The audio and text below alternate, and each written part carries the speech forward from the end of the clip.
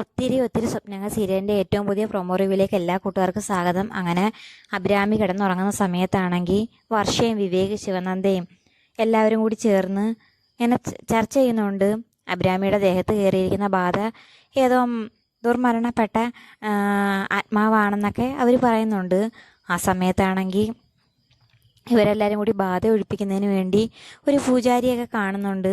ആ സമയത്ത് പൂജാരി പറയുകയും ചെയ്യുന്നുണ്ട്, കാഞ്ചനയായിട്ട് വേഷം കെട്ടി ആടുന്നതിന് മുമ്പ് ആ പെൺകുട്ടിയെ ഞങ്ങളുടെ അരികെ എത്തിക്കണം, ഇവിടെ കളത്തിരുത്തണമെന്നൊക്കെ പറയുകയും ചെയ്യുന്നുണ്ട്. ഈ സമയത്ത് എന്തോ രഹസ്യം ചെന്ന് വസുന്ധരയോട് മല്ലിക പറയുന്ന സമയത്ത് വസുന്ധരയ്ക്ക് ദേഷ്യം സഹിക്കാൻ വയ്യാതെ മല്ലികയുടെ കവളടിച്ച് പൊട്ടിക്കുന്നുണ്ട്.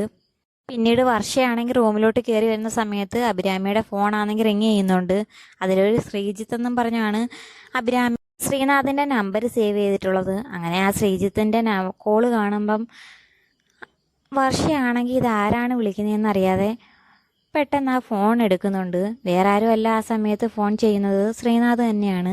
ശ്രീനാഥിന് വർഷയുടെ സൗണ്ട് കേൾക്കുമ്പം തിരിച്ചറിയോ ഇല്ലയോ എന്ന് കാത്തിരുന്ന് തന്നെ കാണാം. അപ്പോൾ വീഡിയോ ഇഷ്ടമായ ചാനൽ സബ്സ്ക്രൈബ് ചെയ്യാനും സപ്പോർട്ട് ചെയ്യാനും മറക്കല്ലേ കൂട്ടുകാരെ.